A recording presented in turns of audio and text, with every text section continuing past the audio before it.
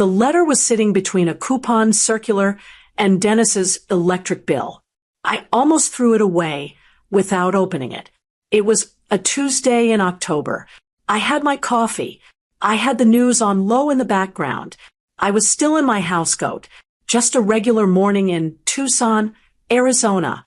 First National Bank of Arizona. Past due notice.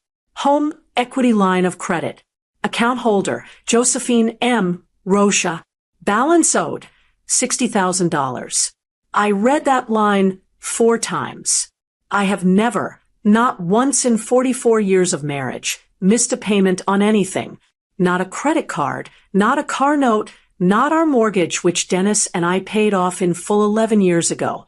I ran my household the way I ran my classroom for 29 years.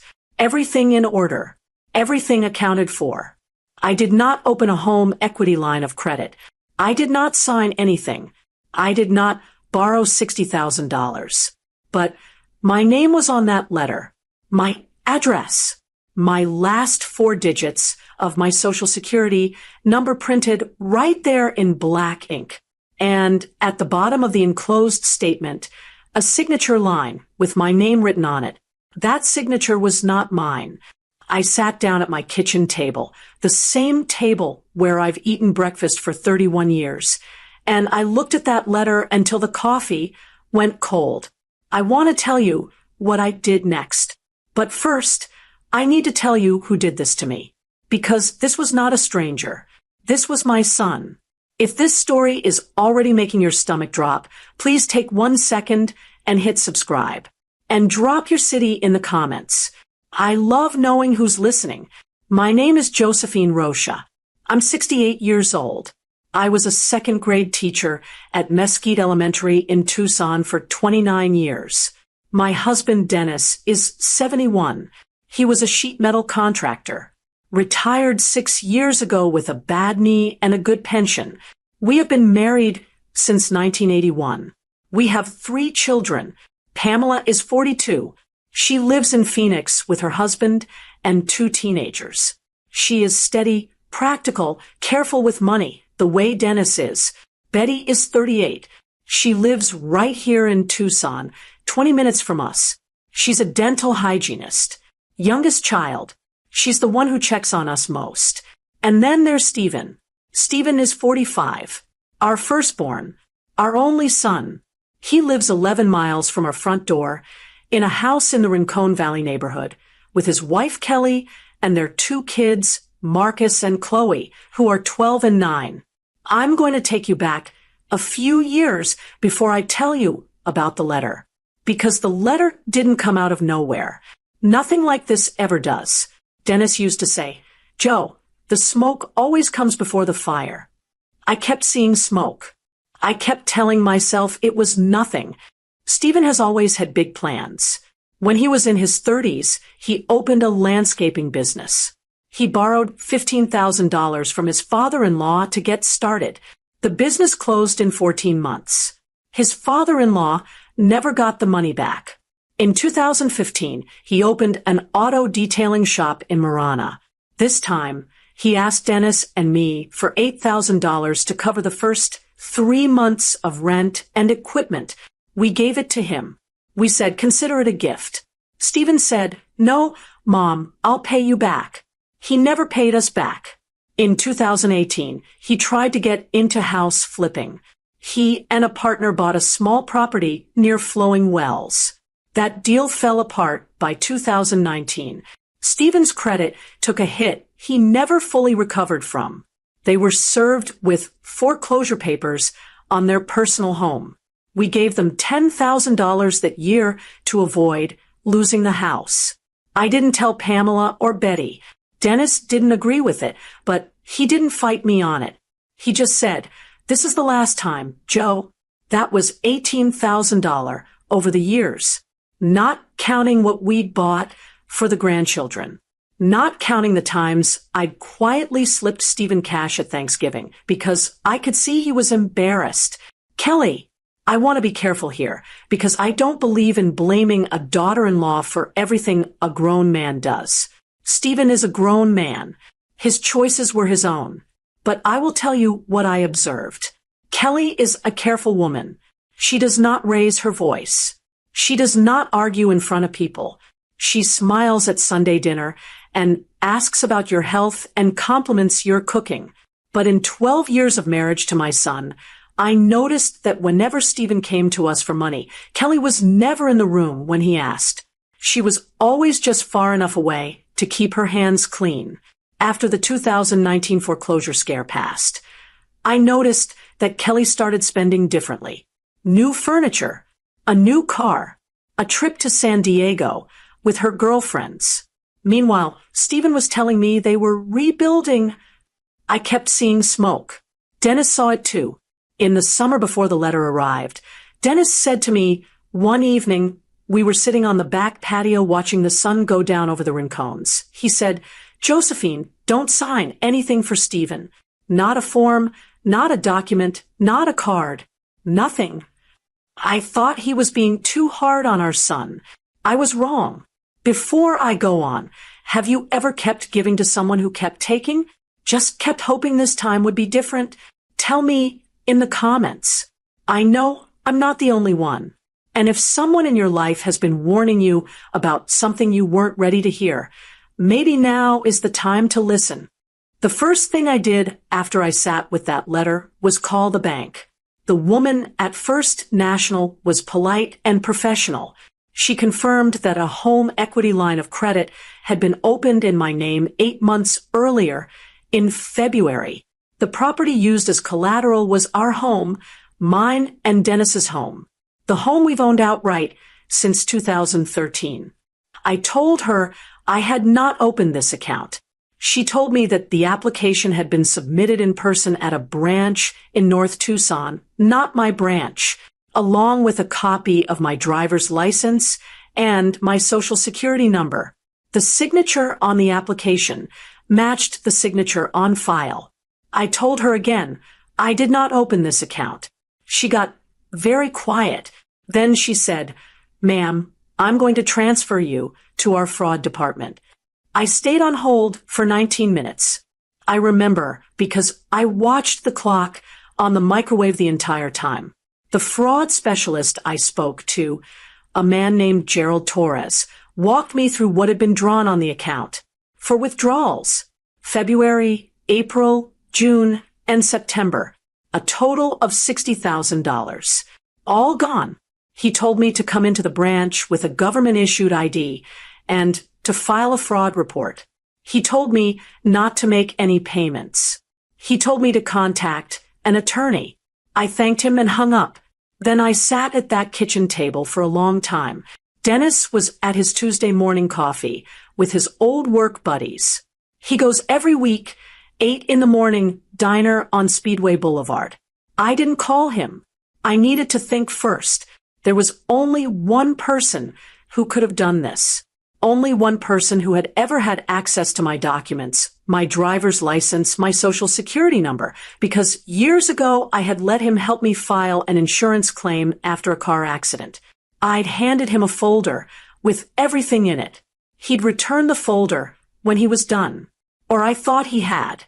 I picked up the phone and I called Stephen. He answered on the third ring.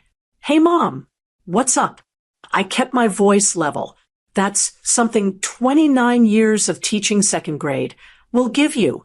I can keep my voice completely level while the inside of me is shaking. "Stephen, I need you to tell me about a home equity loan." Silence. Not the kind of silence where someone is thinking. The kind where they already know what you're about to say. "What do you mean?"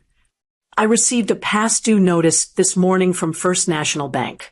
A $60,000 home equity line of credit on your father's and my house. In my name. I did not open that account, Stephen."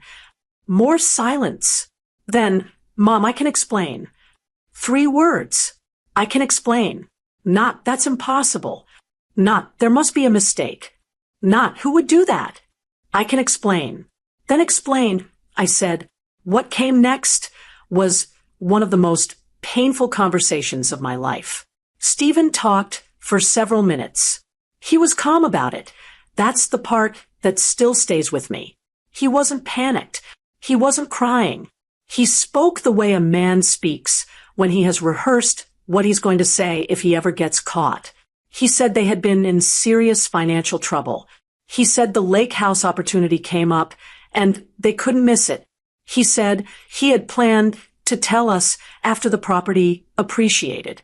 He said he was going to pay it all back before we ever noticed. He said, and I want you to hear this carefully. He said, Mom, you and Dad have the money. You weren't using the equity. It was just sitting there. $60,000 on my home. My paid-off home. And he called it equity just sitting there. I said, Stephen, that is your father's and my retirement. That is the roof over our heads. He said, I was going to fix it before it became a problem. I said, it is already a problem. It is past due, and my name is on it without my permission. Then Kelly's voice came on. She must have been in the room the whole time. She said, Josephine, I know this is upsetting, but we didn't have a choice. I said, Kelly, you did have a choice.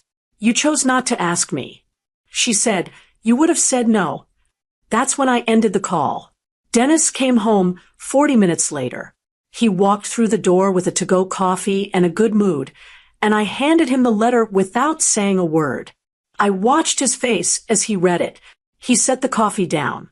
He sat down. He read it again. He didn't yell. Dennis never yells. He just looked at me and said, I told you.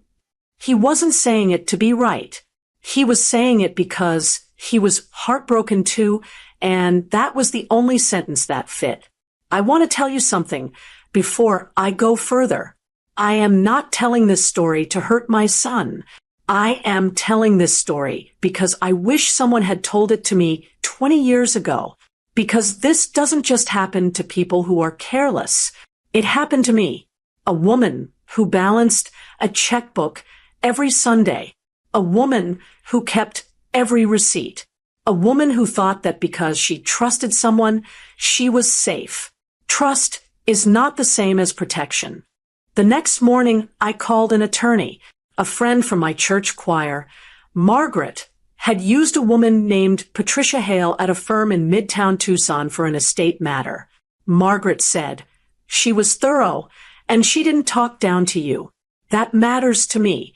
I've had doctors talk down to me. I don't tolerate it. Patricia Hale picked up her own phone. I liked her immediately. I explained what had happened. She was quiet and careful and asked good questions. When I finished, she said, Mrs. Rocha, what you're describing involves two separate issues, and I want to be clear about both of them so you understand exactly where you stand. Let me walk you through the first issue, identity theft. When someone uses your name, your social security number, and a forged copy of your signature to open a financial account without your knowledge or consent, that is identity theft. Under federal law, that is a crime. Under the Identity Theft Enforcement and Restitution Act, a person convicted of identity theft can face federal prison time. And it doesn't matter that the person who did it is your son. The second issue, mortgage fraud.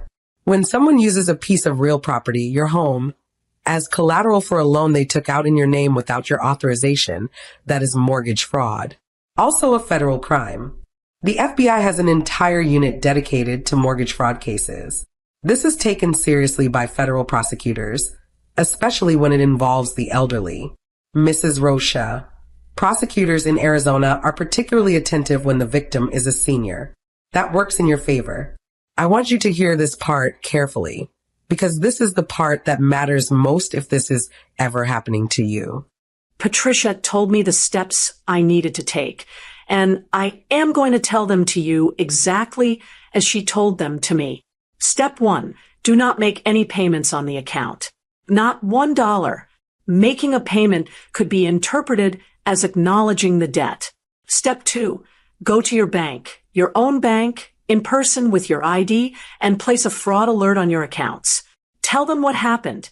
Step 3, contact the 3 major credit bureaus, Equifax, Experian, and TransUnion, and place a fraud alert, or better yet, a credit freeze on your file. A credit freeze. means no one can open a new account in your name until you lift it. It is free. It costs nothing. Step 4. File a report with the Federal Trade Commission at identitytheft.gov. This creates an official record. Step 5. File a police report with your local police department. Even if they can't investigate immediately, you need that report number. Your attorney will need it. Step 6. Contact the bank that issued the fraudulent loan and report the fraud formally in writing, certified mail, return receipt. Step 7. Do not destroy or throw away anything. Every letter, every statement, every piece of paper, keep it, put it in a folder. I did every single one of those things within 72 hours. Dennis drove me to the police station himself. He sat beside me while I gave my statement. He didn't say much. He just sat there. That's what 44 years looks like sometimes. Not words, just presence. I also went back through every document folder in our filing cabinet. I was looking for what Stephen had taken.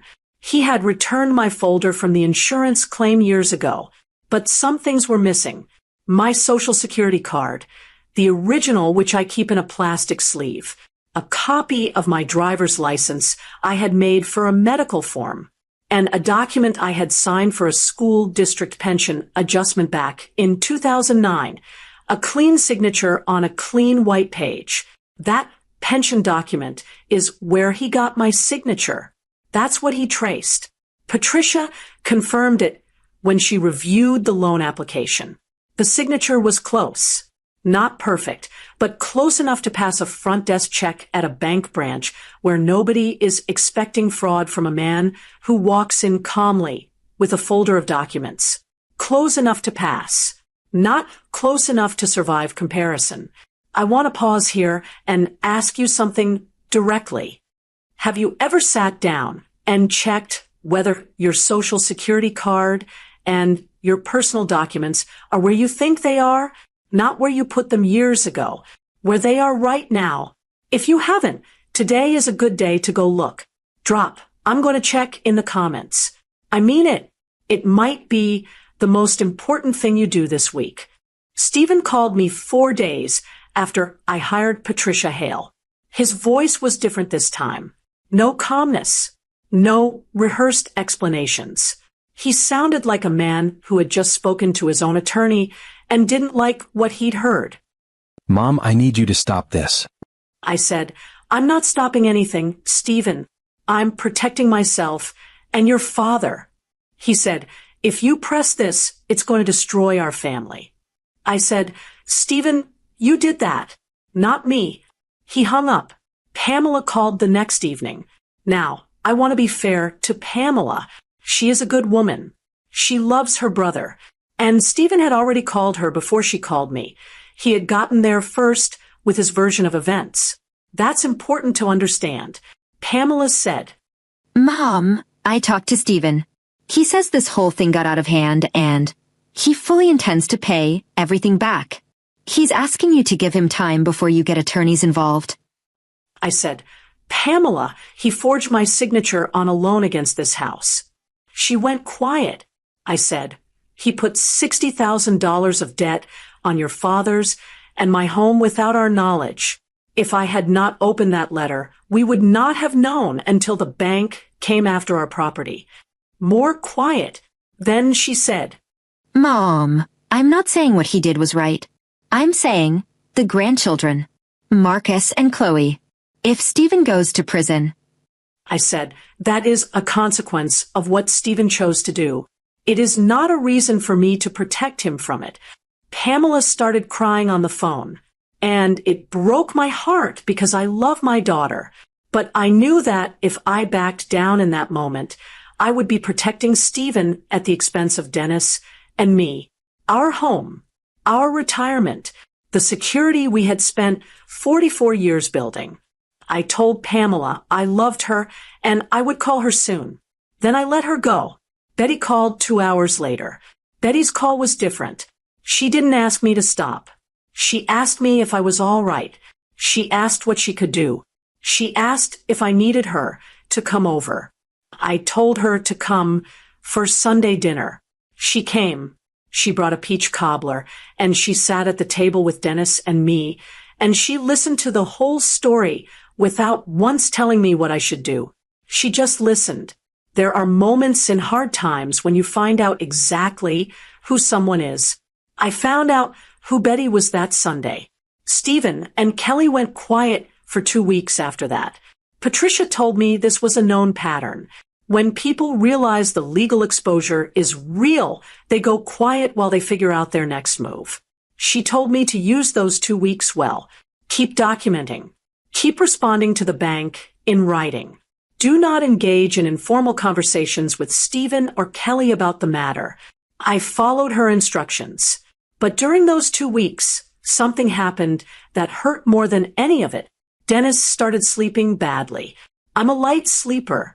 I heard him in the kitchen at 2 in the morning twice that week.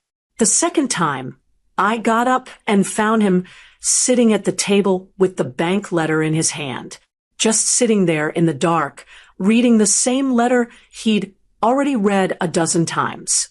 I sat down across from him. He said, "I worked 38 years, Joe." That's all he said. I worked 38 years.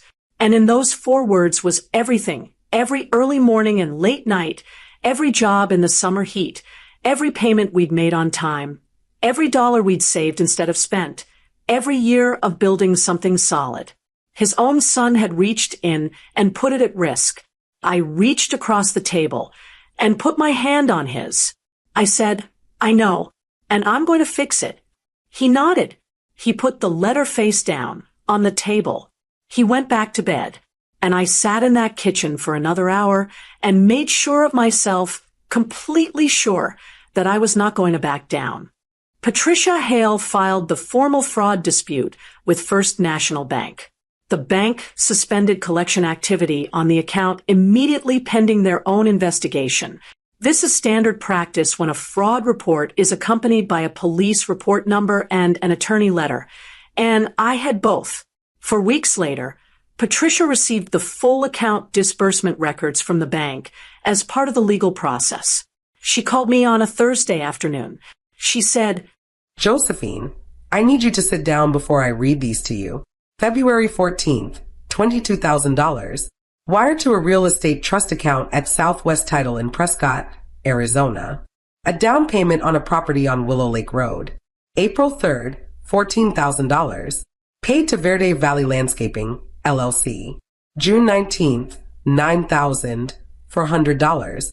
A series of charges, airline tickets, resort hotel, tour company bookings. All in Hawaii. September 8th, $14,600.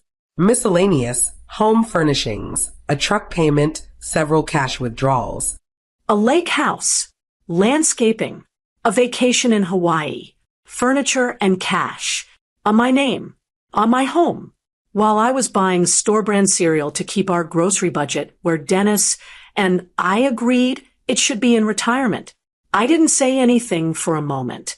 Patricia waited. Then I said, "Patricia, whose name is the Prescott property in?" She said, "Kelly Rocha only. Stephen's name is not on the title." I took that in. Kelly's name only. The lake house that was bought with money stolen from my home, it was in Kelly's name alone. Not their names together. Kelly's. I thought about Kelly at Sunday dinners, smiling across the table, asking about my health, complimenting my cooking. I thought about her saying, "Josephine, I know this is upsetting, but we didn't have a choice."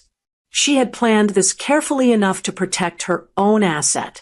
Patricia said, "This is very significant, Josephine. It tells us that Kelly was not a passive participant.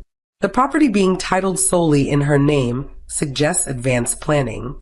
The funds were used to purchase a property that only she owns, insulating it from any action against Stephen. There are legal avenues.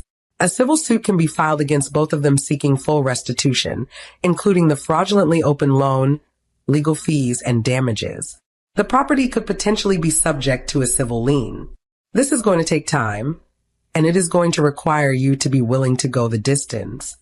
The first step is a formal demand letter to both Stephen and Kelly, sent certified mail, outlining the full legal exposure they face.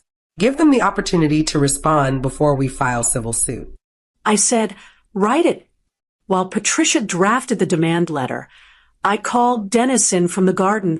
He came in with dirt on his hands and reading glasses on top of his head. I told him everything Patricia had told me. Every number, the lake house, Kelly's name on the title. He washed his hands at the kitchen sink. He dried them slowly on the dish towel. He turned around. He said, I want to see that property. We drove to Prescott that weekend. It was a 3-hour drive. We didn't talk much. Dennis drove. I watched the saguaros thin out as we went north, and the air cooled and the juniper trees started. Willow Lake Road, a tidy little house on a half-acre lot with a view of the lake, a new gravel driveway, new landscaping along the front walk, Verde Valley Landscaping. I recognized the name from the bank record. New patio furniture in the back. I could see it from the road. Dennis sat in the car and looked at it for a long time. Then he said, let's go home. We drove home. He made dinner that night, grilled chicken, his specialty. We ate at the back patio table and watched the sun set over the rincones like we do every clear evening. He said, I'm glad you opened that letter, Joe. So was I. Here's what I want to ask you. If you found out that someone in your family had done this, had used your name, your home, your credit, what would you do? Would you handle it privately and ask for repayment? Or would you do what I did and go through the legal process? There's no wrong answer. I want to hear yours in the comments. The demand letter went out on a Wednesday. Patricia sent it certified mail to both Stephen and Kelly's home address and to Kelly's workplace. She had an office address on file from a document they'd submitted to the bank. The letter outlined everything. The fraudulent loan, the forged signature, the fraudulent use of my personal identifying information, the 4 disbursements, and where the money went, the property in Prescott, the legal exposure under both Arizona state law and federal law. It demanded full restitution of $60,000 plus attorney's fees within 30 days, or Patricia would file a civil lawsuit. I was also informed by Patricia that the fraud report I had filed with the police had been forwarded to the Pima County Sheriff's Financial Crimes Unit. 48 hours after the letter arrived, Kelly called me directly. She did not call Dennis. She called me, 8 o'clock in the morning. Josephine.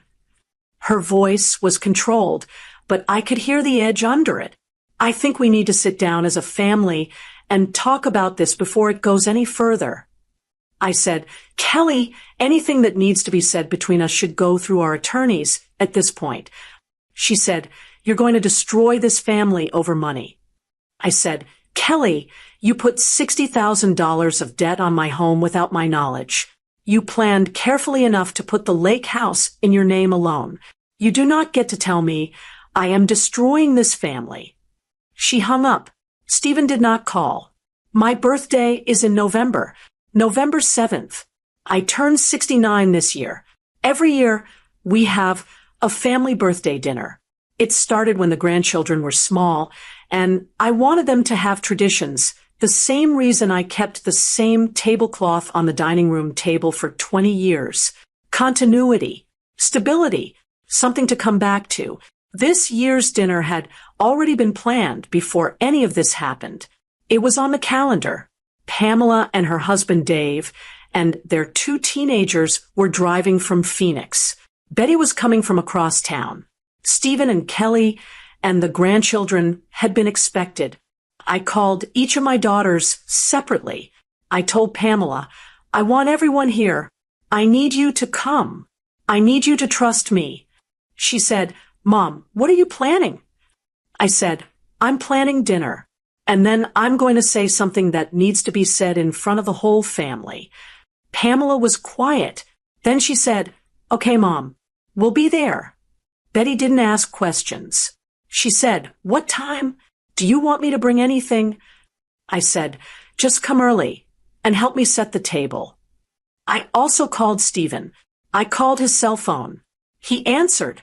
I kept my voice the way I'd kept it for 29 years in a classroom. Stephen, your father, and I expect you and Kelly and the children at dinner on Saturday. 7 o'clock. It is my birthday. A pause. Mom, I don't think that's Saturday. 7 o'clock. And I hung up. He came. I want you to understand what the table looked like that evening. I said it properly, the way my mother taught me. The good dishes, the linen tablecloth, candles. Dennis had gotten flowers, orange dahlias from the market on Speedway, my favorites, Pamela and Dave, and their teenagers. Betty, Dennis at the head of the table, the grandchildren, Marcus and Chloe, who are 12 and 9 and don't know any of this, talking about school. Stephen and Kelly sat across from Pamela. We ate dinner. I want you to know that I cooked the dinner myself. Roast chicken, mashed potatoes, green beans with almonds, the sourdough rolls Dennis likes. If it was going to be a hard evening, it was going to be a proper one. After dinner, the grandchildren went to the living room with their tablets. Dave took them their dessert, chocolate cake. The adults stayed at the table. Dennis looked at me. I gave him a small nod.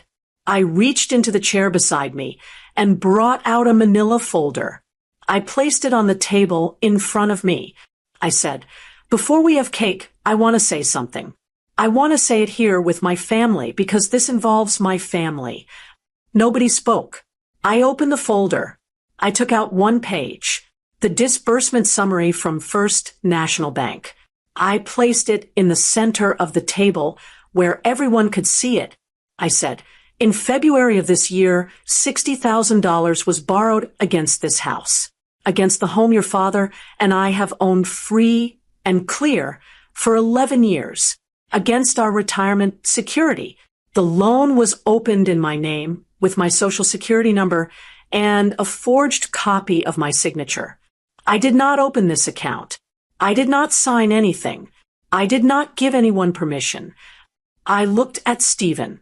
He was looking at the table. I said, I am going to read 3 lines from this disbursement record. I looked down at the page. February 14th, $22,000. Down payment on a property on Willow Lake Road in Prescott, Arizona. Title held in the name of Kelly Rocha. I heard Pamela take a breath. June 19th, $9,400. Airline tickets, resort hotel, and tour bookings. Hawaii. I heard Dave say something under his breath. September 8th, $14,600. Home furnishings, a vehicle payment, and cash withdrawals. I looked up. I looked at Stephen, and I said, Stephen, I have one question for you. He looked up from the table. His eyes were red. I said, when you signed my name on that loan, when you went to that bank branch in North Tucson with my driver's license and my social security number and the signature you traced from a document I gave you years ago in trust, did you think about your father? Did you think about the 38 years he spent in the heat so that we would have this house free and clear, so we would be safe? Stephen said nothing. Kelly said nothing. Pamela had her hand over her mouth. Betty was looking at her brother the way you look at someone you thought you knew. Dennis was looking at the tablecloth. I said, I am not asking you to explain. I am not asking for an apology tonight. I'm just asking you to sit with that question. I closed the folder. I said, our attorneys will handle the rest. I stood up. I went to the kitchen. I brought out the birthday cake. I put it on the table. I said, let's have cake. Pamela looked at me like I had just said the most bewildering thing she had ever heard in her life. Betty got up and hugged me from behind for a moment. Didn't say a word. Just held on for a second and then sat back down. Stephen and Kelly left before the cake was cut. The grandchildren came back in from the living room. Marcus, 12 years old, looked at the empty chairs and said, "Where'd Dad and Kelly go?" Dennis said, "They had to get home, buddy. Come sit by Grandpa." And Marcus came and sat by his grandfather. We had birthday cake. I blew out the candles. Dennis sang happy birthday. He has never been able to carry a tune in his life. He sang it anyway. Here's what I want to ask. What did you think of the way I handled that dinner? Was I too quiet? Should I have said more? Or do you think there are times when less words land harder than more? Tell me what you would have done. The comments are yours. I'm going to tell you the outcome. The real one. Not a neat ending with a bow on it.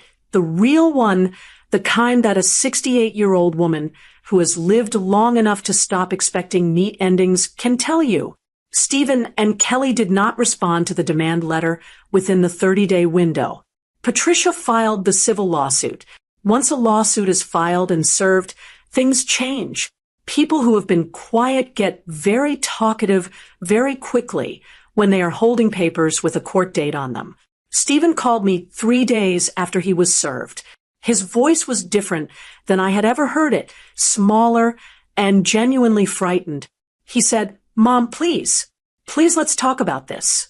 I said, "Stephen, I told you anything that needs to be discussed goes through Patricia's office. That's where we are now." He said, "I don't want to go to jail." I said, "Then you should have thought about that." And I ended the call. Patricia had also sent the full documentation, the police report, the disbursement records, the signature comparison to the Pima County Sheriff's Financial Crimes Unit, and separately to the FBI field office in Tucson. Mortgage fraud involving a senior citizen is a federal priority. 2 investigators came to my home in December.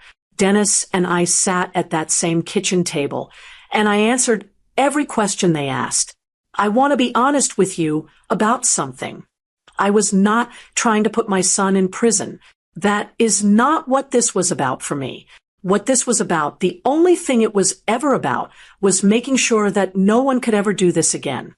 Not to me, not to Dennis, not to any woman who worked hard her whole life and trusted the wrong person. The civil case settled 6 months later, in mediation. Stephen and Kelly agreed to full restitution of the $60,000.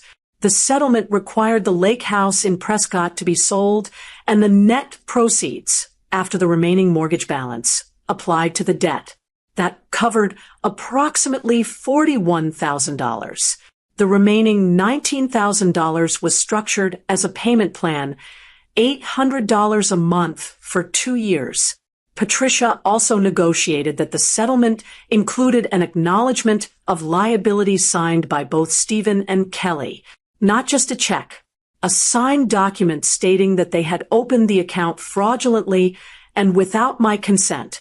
I wanted that on paper. Patricia understood why. The FBI investigation did not result in federal charges.